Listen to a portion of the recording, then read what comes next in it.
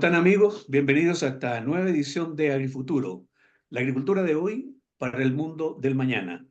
Hoy me acompaña en la conducción del programa Eduardo Salgado, socio de Ager Consultores. Eduardo, gusto saludarte, ¿cómo estás?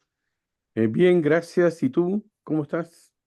Bien también, pasando este invierno, se nos anuncia, estamos grabando unos días previos a una lluvia que viene, estos ríos atmosféricos, que ya con nuestro invitado también comentaremos probablemente Eh, estos conceptos nuevos que hemos empezado también a entender de qué se tratan.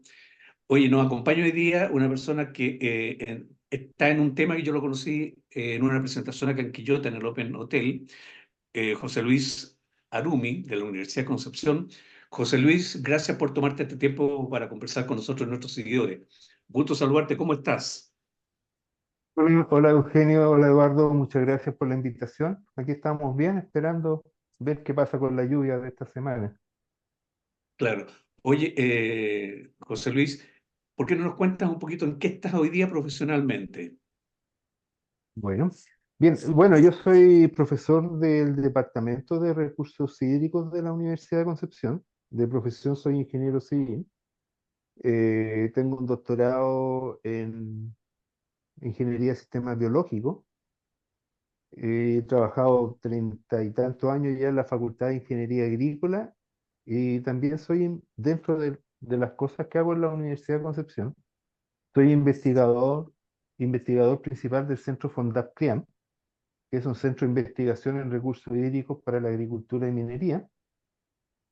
Colaboro también con el Centro de Derecho Ambiental y Cambio Climático. De hecho, mañana tenemos una visita bien interesante y un par de seminarios con un profesor que viene de Estados Unidos y que vamos a analizar la reforma del Código de Agua. Dentro de lo que yo trabajo es dos líneas principales, gestión de recursos hídricos y la componente de recarga de aguas subterráneas, ya sea natural o artificial, y tratar de llevar algunos proyectos en ese sentido. ujú. Ahora, en este tema, por ejemplo, bueno, mencionaste dos aspectos que son súper interesantes los que tienes en lo que señalaste recién. Uno de los que me llamó la atención a mí personalmente, puede ser por ignorancia del tema en particular, pero el tema de la recarga hídrica, eh, porque por lo que he escuchado, aparentemente a nivel de productores es un tema que no tiene muchos antecedentes respecto a cómo funciona. No sé si estoy equivocado o yo soy el que estoy perdido en la información. Bueno, sí, es un tema que tiene un poco de magia, mira, partiendo de la definición de aguas subterráneas que hace el Código de Agua, en el artículo segundo de nuestra ley, establece que las aguas subterráneas son aguas que no podemos ver. Entonces, Mm. todo lo que es recarga de agua subterránea, la operación de los sistemas de agua subterránea, son Sí. sistemas que no son tan evidentes como, por ejemplo, la foto que tengo detrás, que es del río Laja. Entonces, las aguas superficiales las vemos, las sentimos, las tocamos, nos conectamos. El agua subterránea requiere mucha más abstracción y ahí empezamos a tener cierto grado de dificultad por la heterogeneidad. Entonces, yo siempre digo que en el caso del agua subterránea, opera el principio de incertidumbre de Heisenberg, en el sentido que algo que no podemos ver y que podemos intuir. Entonces podemos conocerlo en forma indirecta a través de la conceptualización, del monitoreo. Mm. Entonces ya cuesta un poco comprender y ya ha sido más difícil. Entonces por eso es que históricamente toda la experiencia de gestión del agua ha sido principalmente apuntando a aguas superficiales, digamos, Claro. desde el Tribunal de Agua de Valencia, los sistemas de los acueductos romanos, que es nuestra herencia histórica. El agua superficial la conocemos bien, en cambio el agua subterránea necesitamos comprenderla mucho mejor y lidiar con la falta de información. Entonces, mi carrera científica, Sí. y retomando la pregunta original, ha sido ir hacia entender la conexión entre aguas superficiales y aguas subterráneas, de ahí derivé hacia la recarga y descarga, generación de caudales mínimos. Es un tema que a mí me encanta, es fascinante, pero es un mundo que estamos explorando y cuesta entenderlo de repente. Pero básicamente aquí la palabra clave Sí. es el concepto de infiltración. En algún Infiltración. minuto, to- toda el agua subterránea es agua que en alguna parte, de alguna forma, infiltró. Ya. Ese tema es importante y vamos a desarrollarlo un poquito más para ir aclarando los conceptos y entendiendo un poquito, tratar de ir entendiendo un poquito más sobre esta materia. Vamos a ir a una breve pausa y luego ya entramos en materia en lo que nos convoca. Vamos y volvemos.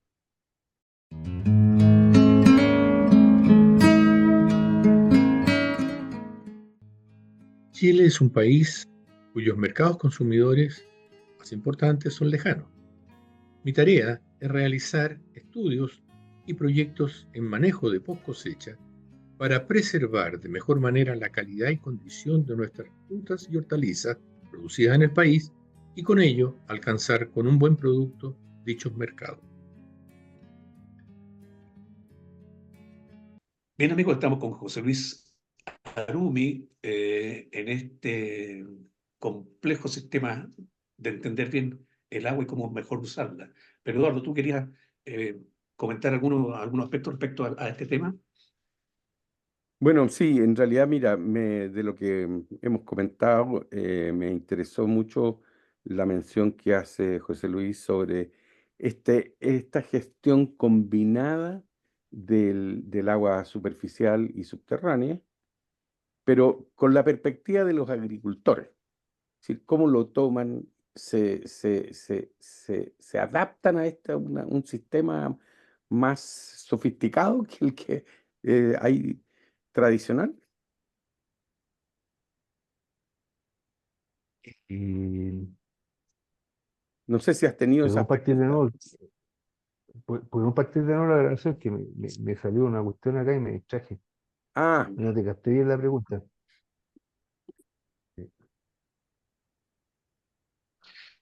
Bien, estamos con José Luis Arumi conversando sobre el tema de esta agua, la gestión, las fuentes, cómo usarla mejor. Pero Eduardo, tú querías partir haciendo algún comentario respecto al tema.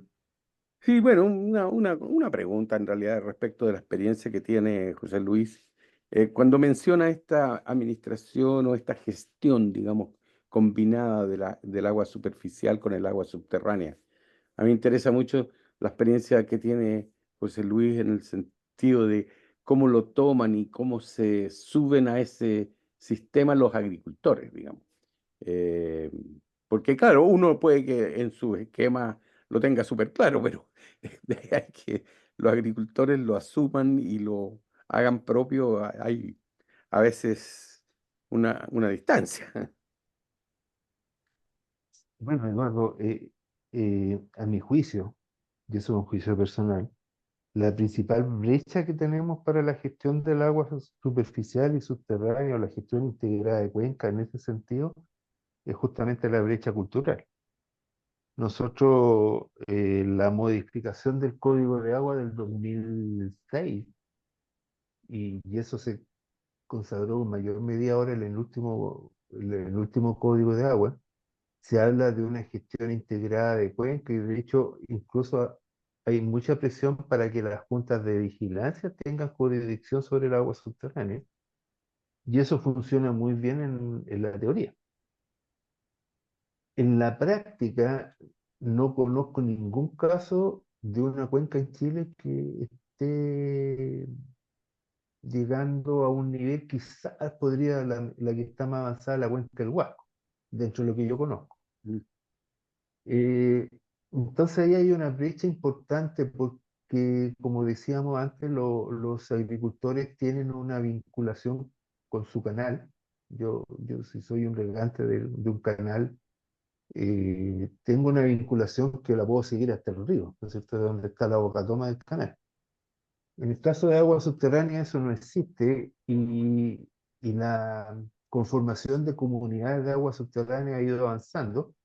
Recibió un fuerte impulso por esta modificación del Código de Agua del 2022, que establece que si no hay una comunidad de agua subterránea en creación, no va a ser posible modificar un punto de captación de agua subterránea. Entonces, eso alertó principalmente a las sanitarias y se comenzó un vasto proceso de conformación de comunidades de agua subterránea. Pero eso van a ser comunidades de agua subterránea en su mayoría en el papel y no activamente funcionando. Quizás las comunidades de agua subterránea de Copiapó son un ejemplo de algunas que están funcionando. Entonces, el tema de la administración conjunta es un tema que nos falta mucho, mucho que avanzar, porque cuesta mucho socialmente integrarlo. Y es uno de los desafíos que hay. Algunas Eso es veces lo pienso que, que va a ser mm, eso es lo que más me fácil motivaba a modificar el código de preguntarte, agua. porque Sí, eh, sí. claro, los agricultores son bastante resistentes a los cambios en general, digamos. Y este es un cambio importante, o sea, esto de mi agua es súper importante. Ahora, supongo que a lo mejor también tienes alguna experiencia que la obligación de tener que pasar los datos a la Dirección General de Agua online, digamos, en tiempo real. Eso también ha contribuido a que haya más interés, me imagino, ¿no? Claro, claro, es evidente. Bueno, todo esto partió primero con el pago de patente por no uso. Por no Entonces, uso, claro. un primer punto era el tema de las patentes por no uso, y acá en el sur se vio mucho con el tema de los derechos de agua para proyectos hidroeléctricos. Cuando Claro. nosotros partimos, por ejemplo, en la conformación de la Junta de Vigilancia del río Itata, habían como así al ojo unos 30 puntos donde se iban a constituir hidroeléctricas, pero habían derechos constituidos, pero en la práctica hay solamente 2 hidroeléctricas que se alcanzaron a construir y el resto se están devolviendo los derechos de agua porque dejó de ser atractivo el negocio de la hidroelectricidad. Y con el tema de los pagos de patentes, las empresas se están dando cuenta que ahora tienen que pagar mucho dinero y están devolviendo los derechos de agua. En el caso de la ley de extracción efectiva, el agricultor empezó a llevar la contabilidad de cuánta agua está usando del agua subterránea, y ya no es solamente el pago de la cuenta eléctrica del pozo, sino que también tienen que informar. Entonces, sí nos está generando mejor orden. Dentro de las cosas positivas, porque se habla mucho de la información, cuando uno trabajaba en un modelo hidrológico no tenía mucha claridad de cuánta agua se usaba en un río para la agricultura, cuánta se extraía. Entonces, todo esto de los monitoreos de extracción efectiva, también superficiales, nos van a permitir tener mucha mejor claridad de lo que está pasando en la cuenca. Eso es una cosa interesante, el desarrollo de esas Sí, comunidades de aguas subterráneas y que pudiera ser una administración, idealmente una administración integrada con el agua superficial. Porque claro, por ejemplo, en Copiapó hay un caso espectacular. La gente incluso hay empresas que se están desarrollando para responder a esta necesidad y se empiezan a generar mejores bases de datos. Entonces, nos podemos aproximar mejor al modelo israelita, al modelo australiano, en la medida que sepamos bien cuánta agua estamos ocupando y de dónde viene el agua. así Oye, en esta idea además, porque evidentemente se va avanzando en tecnología,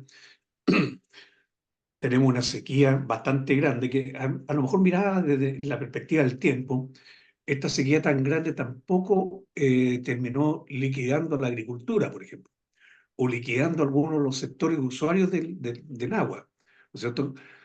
Hablamos de sanitaria, la minería, la agricultura, el consumo humano. La minería empezó a usar mucho el agua desalada para resolver sus temas de abastecimiento. Entonces, el proceso de desalar pasa a ser interesante a lo mejor como parte de algún negocio para algunos de los sectores. A lo mejor el tratamiento de aguas servía, no sé. Pero todo lo que tú estás señalando con unas aguas que incluso en periodos normales, no hablamos de sequía, está un estanque de agua ahí bajo el suelo que no lo sabíamos usar, no sabíamos los componentes, cómo se mueve, cuánto se puede sacar. El otro día escuchaba una cifra que se podía, que tú podías o sea, tenemos suficiente agua como para no tener problemas de agua, de abastecimiento de agua, así que lo usamos bien. ¿Ya? Entonces, cuando hablamos de sequía y nos asustamos por la sequía, bueno, es que a lo mejor el recurso efectivamente, administrándolo bien, tiene solución, pero hay que juntarse para hacerlo. Realmente, a mí siempre me gusta hablar de la diferencia, porque hay gente que habla de la revolución del agua. Yo diría que es mejor quitarle un poquito la rapidez y quedarnos con la evolución del uso del agua. Y ahí sí que vamos a ver.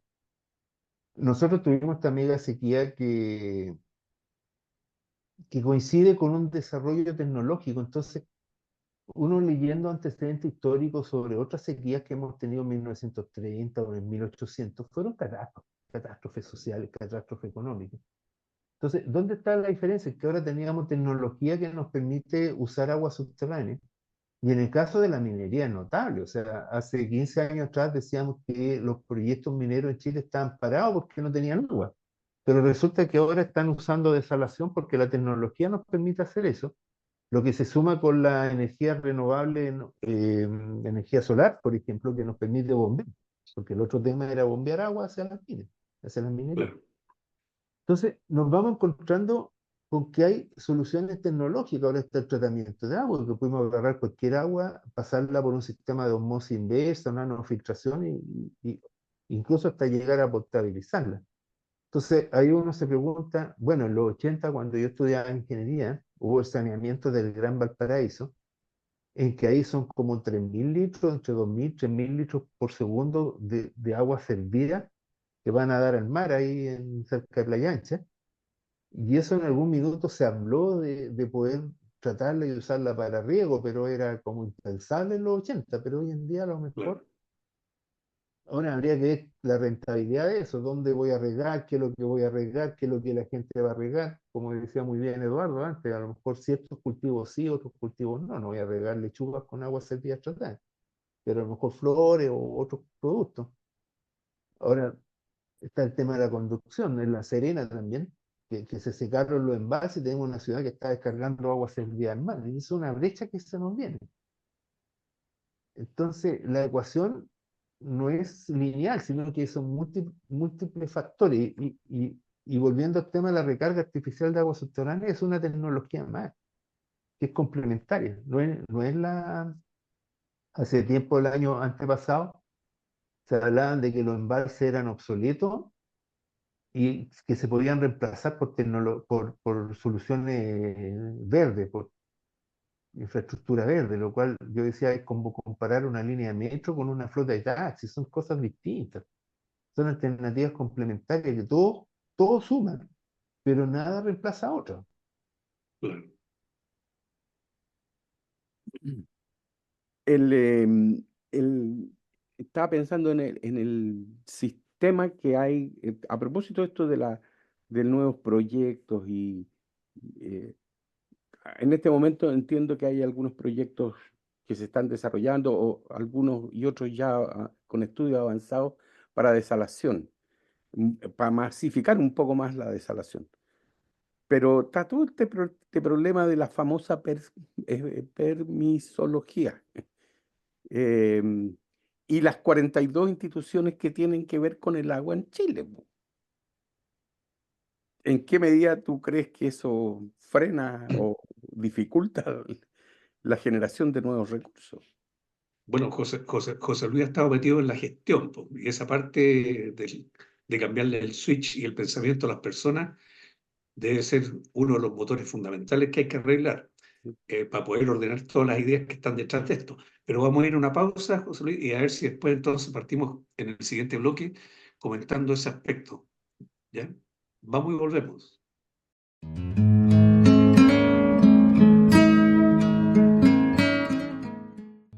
Los consumidores requieren cada vez más alimentos fáciles de preparar, sanos, nutritivos, naturales y sin aditivos. La agroindustria debe producirlos de manera sustentable. Ager Consultores está preparado para realizar estudios que permitan lograr alimentos de estas características.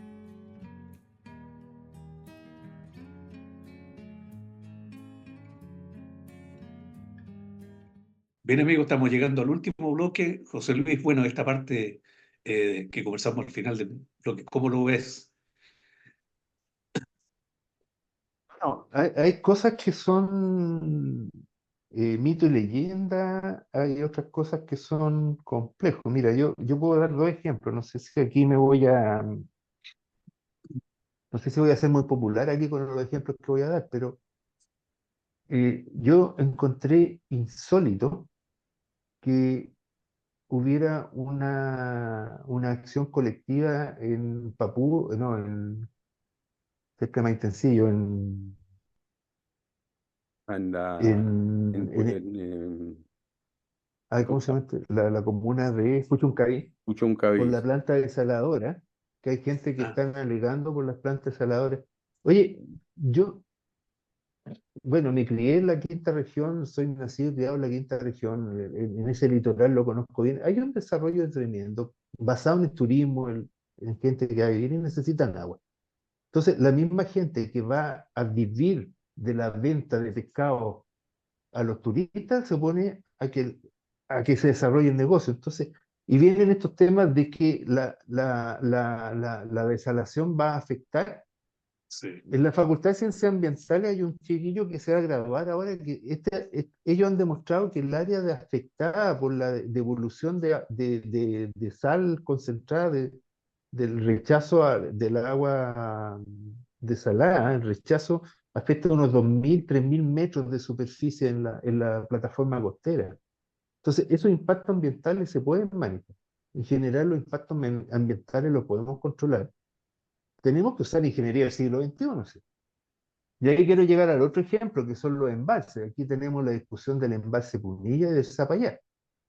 ya, Eh, Escucha, cada cosa que uno escucha hablar, claro, pero los embalses tienen que ser complementarios con el desarrollo turístico, por ejemplo. En el caso del embalse Zapallar, es una zona que uno la recorría hace 10 años atrás y no había ningún desarrollo. Y hoy en día ya hay gente que dice, oye, vamos a tener este embalse, yo tengo una laguna que voy a poder mejorar la parte turística, vamos a mejorar los caminos.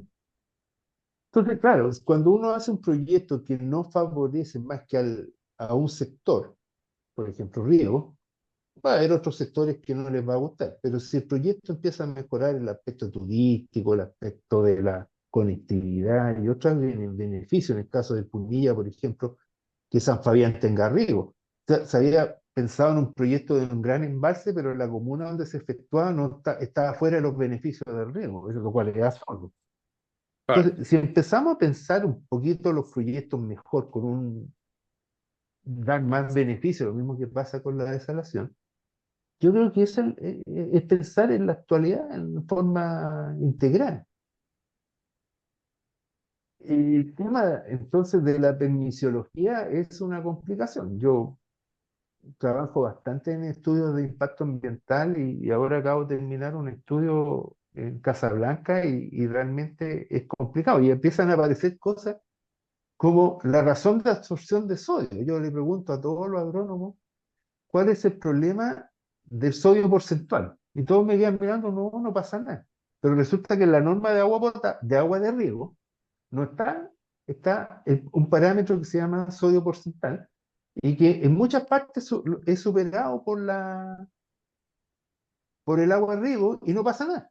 Pero está en la norma pero en está la nube. 1333. Entonces, cuando un plantel se va a la declaración de impacto ambiental, la Superintendencia de Servicios Sanitarios le dice, ay, ustedes tienen mucho sodio porcentual. No pasa nada, pero está normado. Entonces, tenemos que revisar nuestras normas, los procedimientos, porque de repente hay cosas que son insólitas. Ah, así es. No, yo creo que todo ese problema, por eso te hacía la pregunta, ¿cuál es tu experiencia? Pero el problema es esto de la cantidad, en primer lugar, de la cantidad de instituciones que tienen que ver con el agua.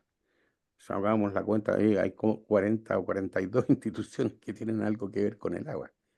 En otros países hay un ministerio de recursos hídricos y con eso ahí está todo Eh, centralizado, ¿ya? Y las cosas se resuelven ahí. En cambio acá hay cosas absurdas de que una institución va a tomar unas muestras para medir la calidad del agua en una oportunidad otra institución en otra oportunidad, no se combinan los datos. Entonces, es muy terrible el asunto. Y hay otra cosa que es importante, lo voy a aprovechar de decirlo aquí en este ambiente. El principio precautorio no es una religión. En recarga artificial de agua subterránea hay mucha gente que dice, no, que van a contaminar los acuíferos. ¿Pero por qué? No, es que las aguas superficiales tienen agua servida. A ver, calmémonos. No, depende. Yo no voy a inyectar la tubería de agua servida para recargar, voy a usar agua desde hielo. Sí, pero es que podría haber agua servida y podría contaminar. Ya, pero Santiago se ha recargado con agua servida durante 100 años y el acuífero está recargado. Nosotros en toda zona hay filtraciones de la red de agua servida. Entonces, estamos llevando al extremo el principio Claro. precautorio a tal punto que de repente nos inmoviliza. Y hay que pensar en el tiempo de permanencia de esa agua dentro del sistema del Por acuífero. ejemplo. Y ese tiempo es suficiente como para que se degraden muchas cosas. Que no- Claro, entonces hay que... Hay Ahora, algunas también cosas, algunos tenemos que... compuestos que no se degradan, pero que hay que estudiar eso también. Hay que tener Claro, control. pero tenemos que ir estudiándolo justamente, como dices tú, y viendo qué es lo que pasa, y tampoco tratar de no cometer errores evidentes. Claro, claro. Ya igual al agua servida tratada. Por ejemplo, recargar agua subterránea con agua servida tratada, uno, es más peligroso por el principio precautorio, y dos, son aguas caras. Y recargar el acuífero con aguas más caras no me hace sentido, sino que es mejor usarlo inmediatamente, superficialmente. Lógico,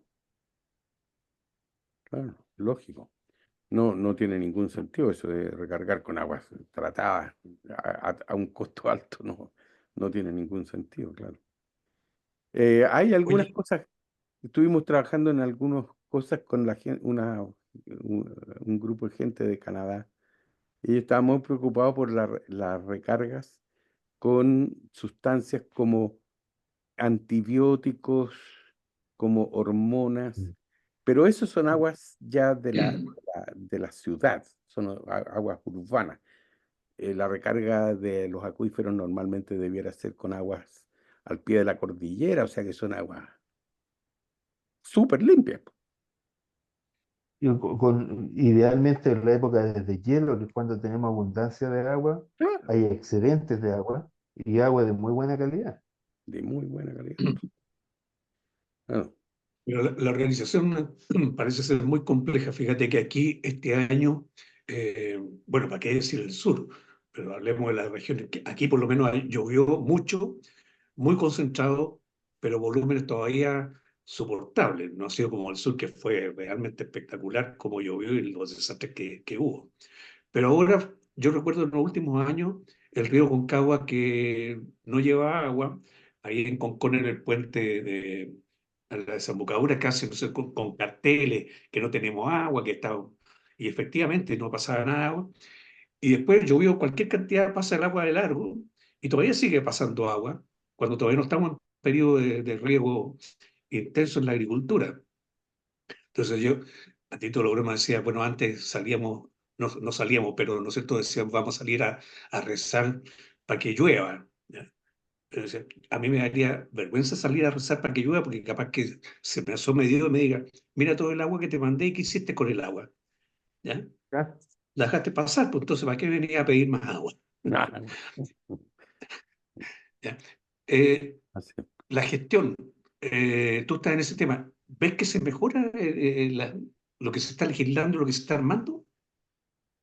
Mira, es fácil caer en el pesimismo, Ya, fácil caer en el pesimismo. Entonces yo lo personal hago el ejercicio de revisar las cosas positivas que van saliendo, porque yo pienso que han aparecido cuerpos legales nuevos que están interesantes. ya, Un punto importante es el nuevo Código de Aguas del 2022. Ese ha sido un avance, ¿no?, interesante porque este código es perfeccionable en muchos aspectos. Yo eso no lo voy a discutir, pero el código establece una priorización por el agua, establece la posibilidad de pedir derechos de agua de protección ambiental, cosa que acá en el sur es relevante. Por ejemplo, el caso del río Trancura, en que antes era imposible garantizar que la municipalidad de Pucón pidiera derechos de agua para mantener el agua en el río. No, ya, le damos los derechos, pero tienes que sacar el agua, ¿no? Un diálogo de sordo. Hoy en día esa figura se solucionó. Es una base interesante. Está la ley de humedales urbanos, que es una cosa relevante. Tú mencionabas la desembocadura de la Concagua. Hoy en día podemos tener un sistema de tratamiento legal que nos permite proteger los humedales, como la desembocadura del Estero Viña también. Y hay muchas lagunas y humedales que van a tener un sistema de protección que la gente valora.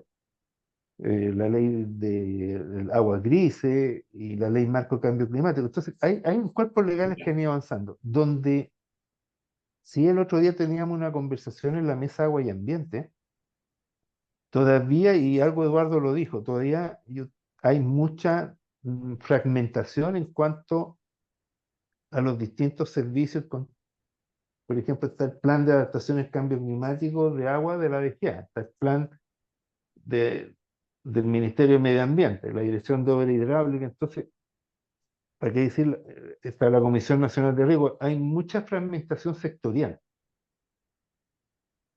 Después aparece el Ministerio de Medio Ambiente, toma un poco más de énfasis con los consejos de cuenca, pero a medio andar Ya. pierde énfasis el Ministerio de Medio Ambiente, aparece el Ministerio de Obras Públicas y toma más importancia las mesas estratégicas regionales de recursos hídricos. Entonces, de repente uno empieza a ver que está esta fragmentación e incluso rivalidad entre los servicios.